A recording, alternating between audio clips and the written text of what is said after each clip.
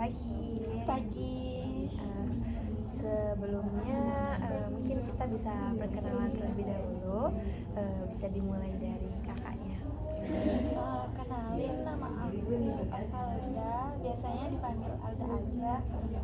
Aku saat ini lagi menempuh pendidikan di Universitas Negeri Malang. Aku dari prodi bimbingan konseling. Baik, Mbak Alda. Iya.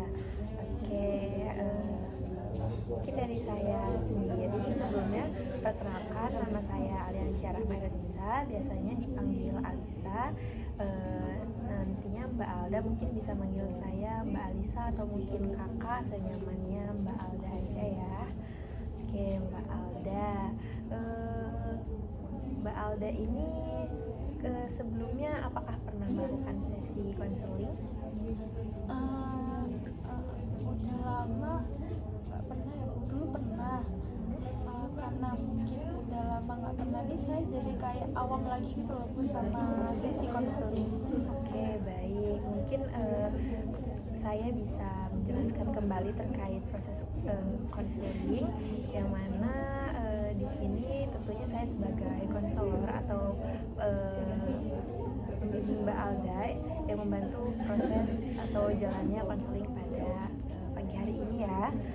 Oke, dan tentunya seperti yang Mbak Alda ketahui bahwa dalam melakukan sesi konseling saya menjaga asas kerahasiaan, yang mana Mbak Alda juga bisa bebas menceritakan apa yang ingin Mbak Alda ceritakan kepada saya tanpa takut rahasia atau cerita Mbak Alda ini terbuka ya. Baik, mungkin kita akan melaksanakan pagi konseling ini kurang lebihnya 30 menit. Apakah dari Mbak Alda setuju? Setuju. Oke, baik, kita gunakan waktu 30 menit ini sebaik mungkin ya Mbak Alda. Oke, sebelumnya saya mau bertanya nih sama Mbak Alda. Tentunya kan Mbak Alda, sebelumnya Mbak Alda ini duduknya apakah sudah merasa nyaman? Sudah nyaman ya Mbak Alda? Oke, tentunya Mbak Alda itu datang ke sini mempunyai tujuan sendiri dari Mbak Alda. Nah, kira-kira tujuan Mbak Alda datang kepada saya ini apa sih? Boleh diceritakan? Jadi saya datang ke sini tuh karena akhir-akhir ini tuh saya merasa cemas gitu Bu, cemas, takut, nggak tahu ini cemasnya tuh datang dari faktor masalah keluarga atau masalah perkuliahan atau masalah yang lainnya. Jadi saya kayak masih mikir-mikir, kok aku akhir-akhir ini cemas ya. Oke, Mbak Alda merasa cemas, namun Mbak Alda juga tidak tahu pasti hal cemas yang Mbak Alda rasakan ini apakah dari faktor keluarga atau mungkin pertemanan dan lain-lain kayak gitu ya. Mungkin bisa Mbak Alda jelaskan lebih cemas yang Mbak Alda rasakan itu seperti apa? Kayak cemas saya tuh kalau mau ada kegiatan apapun tuh saya kayak mikirnya tuh kayak selalu yang jelek-jelek terus gitu loh Bu.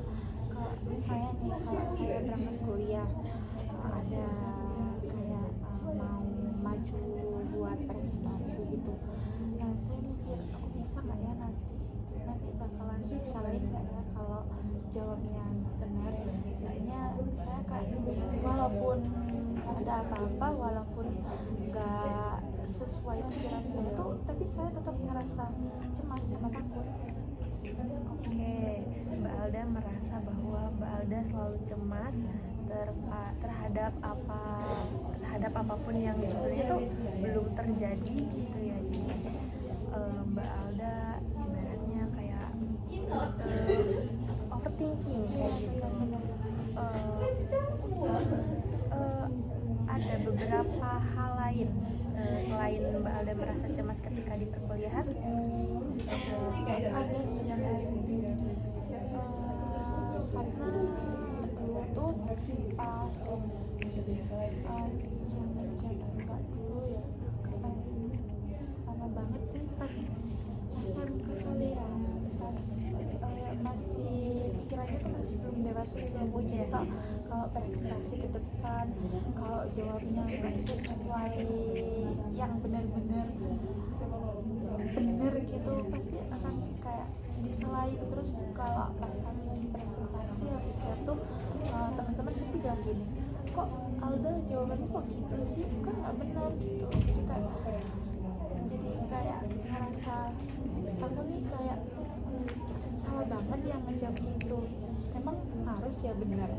Jadi kayak saya tuh overthinking sendiri gitu loh, kayak ngerasa takut cemas ketika saya presentasi di depan, nanti takutnya anak-anak dibilang kayak gitu lagi kayak teman-teman SMA saya dulu.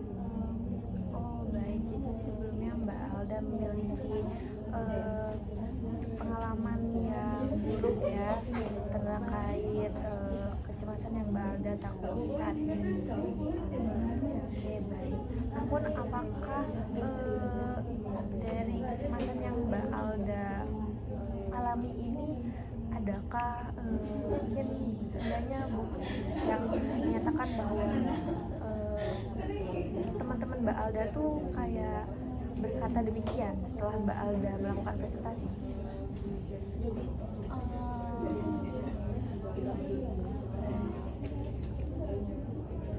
Kalau di perkuliahan sih saya nemu satu anak aja ya Bu yang ngomong gitu ke saya, kayak habis ditanya dosen gitu,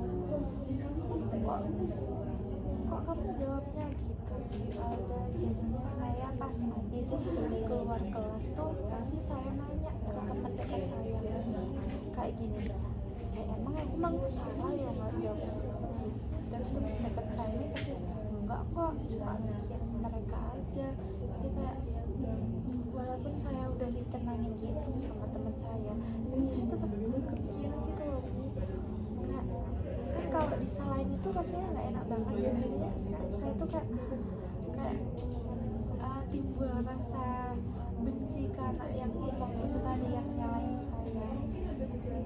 Baik, jadi mungkin sebelumnya ada beberapa tindakan dari teman Mbak Alda yang membuat Mbak Alda itu terus-terusan berpikir untuk keesokan harinya ketika Mbak Alda melakukan presentasi, Mbak Alda memiliki kecemasan kayak gitu. Lantas apakah untuk akhir-akhir ini pengalaman tersebut terulang kembali kepada Mbak Alda?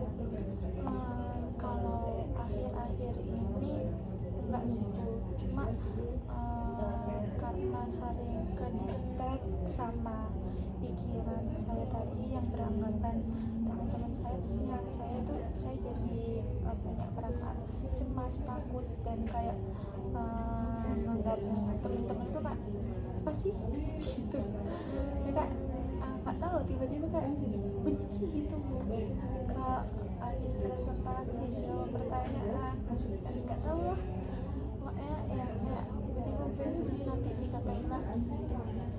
Oke baik, saya memahami perasaan Mbak Alda ya. Mungkin benci yang Mbak Alda maksud itu gimana? Benci apakah hanya kepada situasi tersebut atau mungkin ditunjukkan kepada teman yang sedikit menyinggung Mbak Alda? Kalau bencinya itu bingung sih ini Bu, karena kadang saya tiba-tiba benci pada saat situasi itu, dan kadang juga saya benci sama anak itu. Jadi kayak kadang benci, kadang enggak gitu loh. Tapi pikiran saya tentang anak itu yang menyinggung saya pasti tetap ada, tapi kayak kadang tetap lupa, tapi masih kepikiran. Baik, jadi hal tersebut tuh kadang samar-samar terasa gitu ya Mbak. Oke, lalu apakah kebencian itu yang Mbak Alda rasakan terkait situasi atau mungkin kebencian yang Mbak Alda tuju kepada teman Mbak Alda masih Mbak Alda rasakan sampai saat ini? Kalau saat ini enggak ya, mungkin kalau ada situasi yang kayak tadi lagi yang kalau kalau saya jawab itu salah mungkin saya jadi benci lagi ke dia. Oke, baik. Dalam cerita yang Mbak Alda sampaikan kepada saya itu terdapat salah satu mungkin seenggaknya ada teman Mbak Alda yang membuat hati Mbak Alda tuh kurang sreg gitu, kurang percaya diri ketika Mbak Alda melakukan presentasi di depan. Jadi membuat Mbak Alda itu merasa cemas, takut dan lain sebagainya. Namun tadi teman Mbak Alda sendiri bilang, teman lain maksudnya, bahwa yang Mbak Alda lakukan ini sebenarnya sudah benar gitu. Jadi tidak salah gitu. Hanya saja mungkin ada satu orang yang berpikiran bahwa Mbak Alda ini salah, jadi mengakibatkan Mbak Alda ini merasa cemas. Nah, apakah masih mungkin gitu jawaban Mbak Alda ini sepenuhnya salah, sedangkan teman-teman Mbak Alda yang lain itu mengatakan kalau Mbak Alda ini tidak salah kayak gitu. Menurut Mbak Alda seperti apa? Kalau menurut saya kan kita di sini juga sama-sama belajar ya Bu. Mungkin teman saya menyinggung saya tadi kayak nggak usah kayak menyalahkan dan menyudutkan saya, tapi kayak saya kan ngobrolin kayak Alda seharusnya jawabannya begini, tapi anak tadi nggak mau malah kayak kok jawabannya gitu sudah dengan kayak nada yang pokoknya kayak singkat gitu loh. Jadinya kan saya jadi merasa tersinggung. Jadinya kayak walaupun saya itu nganggapnya jawaban saya udah benar, tapi gara-gara pandangan dia kayak menjadikan saya, jadi saya kayak berpikir berarti jawaban saya itu salah.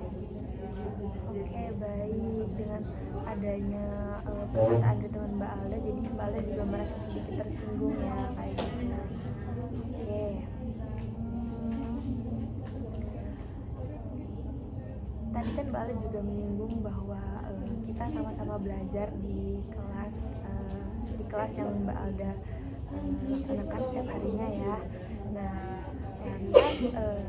Mbak Alda kan mengetahui bahwa kita sebagai mahasiswa tuh sama-sama belajar. Nah, mengapa Mbak Alda masih gitu menganggap bahwa teman Mbak Alda ini kayak sedikit kurang mengenakan, padahal sebenarnya tuh hal itu masih bisa Mbak Alda hiraukan kayak gitu. Mbak Alda mungkin bisa fokus ke hal positif lainnya, mungkin Mbak Alda bisa berpikir bahwa ya udahlah gitu. Nah, kalau masalah itu pastinya saya juga iya melakukannya, tapi kan perasaan orang-orang kan beda ya Bu. Ada yang habis digituin itu bodo amat, ada yang habis digituin itu merasa tersinggung kayak saya ini. Saya ini masuk ke yang kriteria yang kedua. Walaupun kelihatannya saya kayak ya udahlah sama omongan orang, tapi kan saya kayak merasa tersinggung gitu loh Bu, karena mungkin saya udah lama ya nggak digituin masalah, apalagi masalah tentang perkuliahan, presentasi gitu. Jadinya saya kayak merasa terpikirkan terus itu, nggak dihirauin tapi tetap kepikiran. Oke, baik. Mbak Alda walaupun sudah berusaha untuk mengabaikan hal tersebut, masih tetap terpikirkan ya hal-hal yang mengganggu seperti itu. Oke, namun setelah mungkin Mbak Alda tuh sebenarnya sudah berusaha untuk mengabaikan hal tersebut, hal yang mengganggu Mbak Alda, apakah Mbak Alda masih merasa cemas ketika Mbak Alda akan melaksanakan presentasi? Kalau sampai saat ini saya saya masih merasa jodoh karena kan kayak misalnya saya kayak maju ke depan pasti pandangan saya tuh langsung tertuju ke anak yang di dekat saya tadi. Jadi saya kan kalau belum apa-apa tuh ya itu tadi saya selalu berpikiran jelek sebelum peristiwa itu terjadi.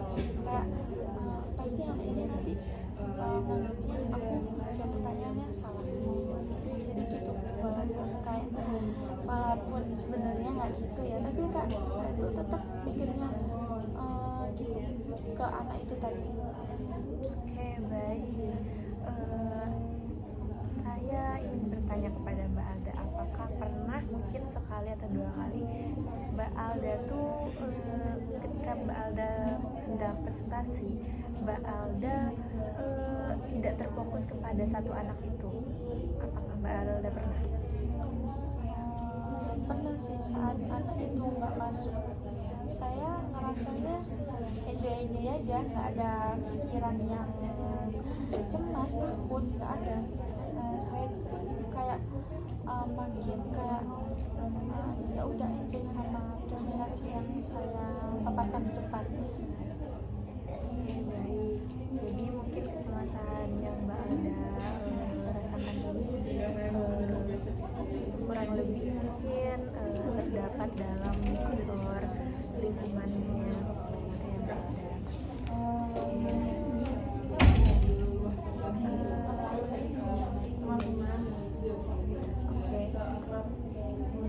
Saya ingin bertanya nih kepada Mbak Alda, setelah Mbak Alda tadi melakukan sharing-sharing kepada saya, kira-kira apa sih tujuan selanjutnya nih dari Mbak Alda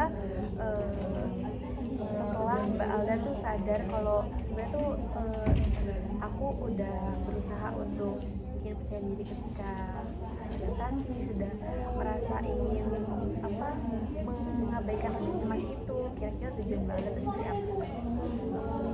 Saat ini saya kayak mau menghiraukan si anak itu, tapi ada kalanya saat saya mau mengajak ngobrol anak itu, kayak mau nanya kamu kenapa dulu nyalain aku pas saya presentasi, itu kayak kalau dipikir-pikir tuh nggak ada manfaatnya gitu loh.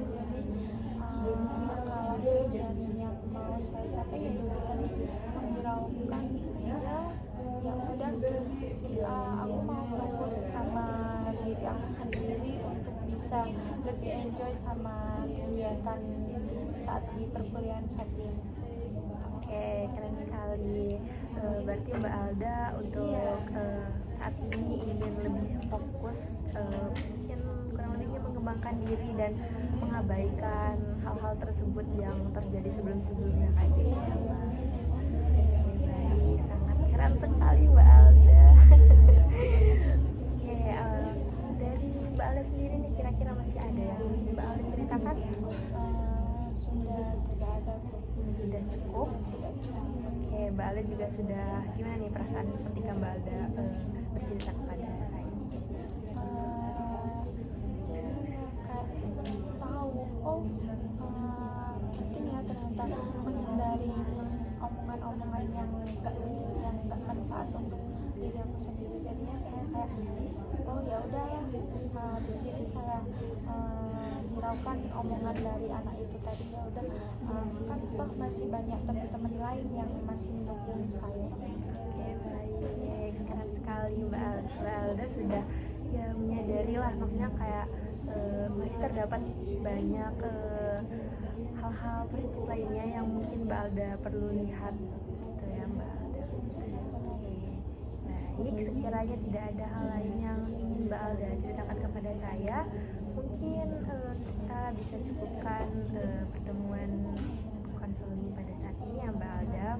Mungkin di sesi berikutnya Mbak Alda ingin melanjutkan cerita-cerita atau sharing-sharing kepada saya, Mbak Alda bisa langsung datang ke sini. Baik, boleh.